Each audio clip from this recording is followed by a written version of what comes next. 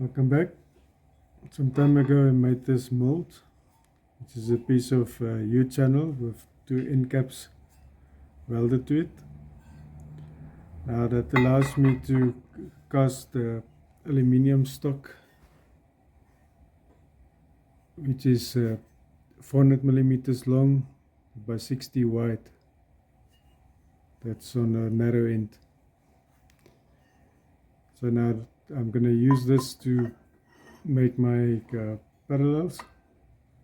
So my first step is just to cut them in half.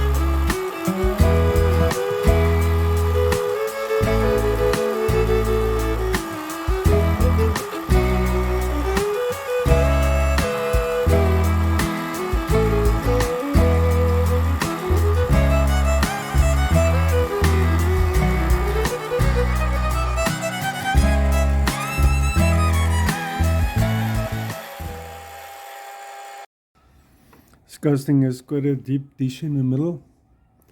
I'm going to see if I can clear up the edges to get a nice decent flats on the sides here. The center is going to be milled out anyway, so that doesn't really matter, as long as I can get two decent flats on the ends.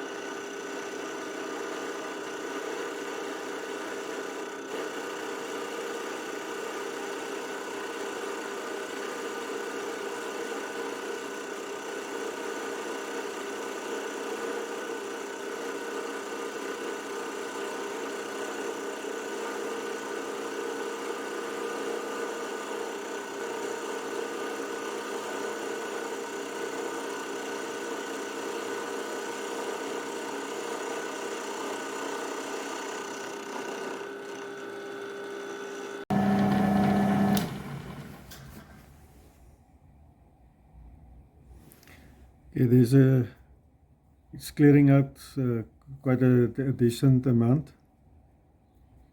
I still have a little bit to go. I'll leave that for a finish pass and power feeding.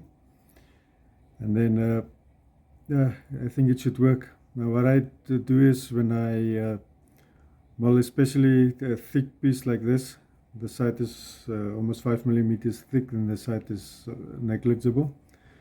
And I feed by hand because it gives me a feel of how much pressure it goes against the end mold. I don't labor the machine or bend or move anything. Just keep with the hand wheel, keep a constant pressure. Right, so the rest of the deck I'll finish up off camera, and then the finish passes I'll bring you back.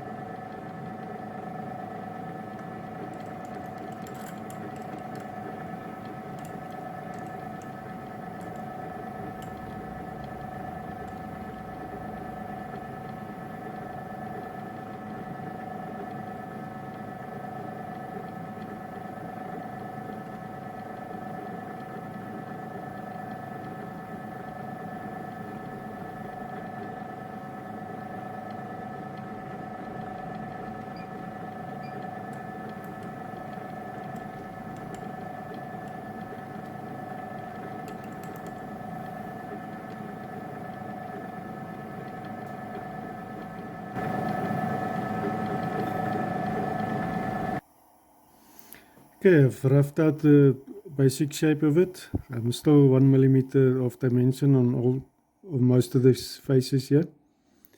So what I'm gonna do now is drill 5 holes in the middle section. Now that is for uh, stress relief and for clamping arrangements. So if you want to clamp it down on its side, you've got a hole that you can use, and it will clean up the face on top. And the other one is the stress relief. Once you put the holes in there, it's going to relieve all the stresses that's in the core of this mold. And it will allow it to settle, and then when you do the finish facing, then it should keep its shape. Because as you mill this pockets out, it tends to twist, and I've picked it up as well that after machining one face, the bottom is twisted a little bit, and you start getting rock. So now that's why I've clamped it on the sides here instead of at the bottom, because if you put it in a vise or anything, or on a flat surface, it won't stay there. Now on the angle plate, it uses the long edge of it, which is most stable. So when I clamp it, I keep this top and bottom faces reasonably straight, even though it has a little bit of a tendency to twist. But at least I keep one reference surface.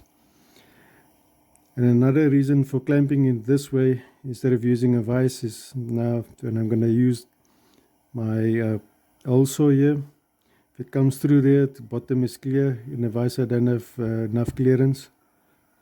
so it will help in that regard as well.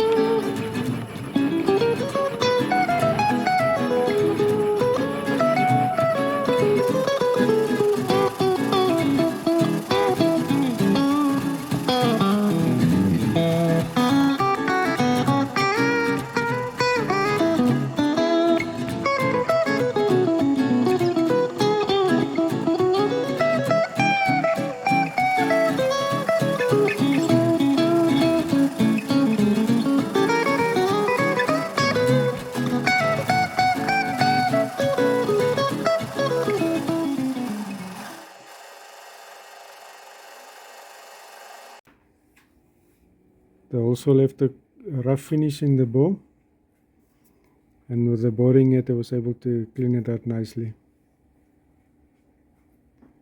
So I'm going to do the rest off camera. I'll bring you back once I'm done. Made a little bit of a blunder. My idea was to start the holes on the side where I've done the bandsaw cut, because on the other end there's a rounded edge due to the casting process, and this one, lo and behold, I've started the holes from the wrong side, so I've got a rounded edge on the part which I don't want. So I'll do a heavy chamfer on it and see if it's going to clean up. If not, then yeah, it's not going to be perfect, but it will still be functional. So I just need to cut this a little bit short in the bandsaw so that it's both ends matches up, and then continue the rest of the machining. But I'll do that off camera.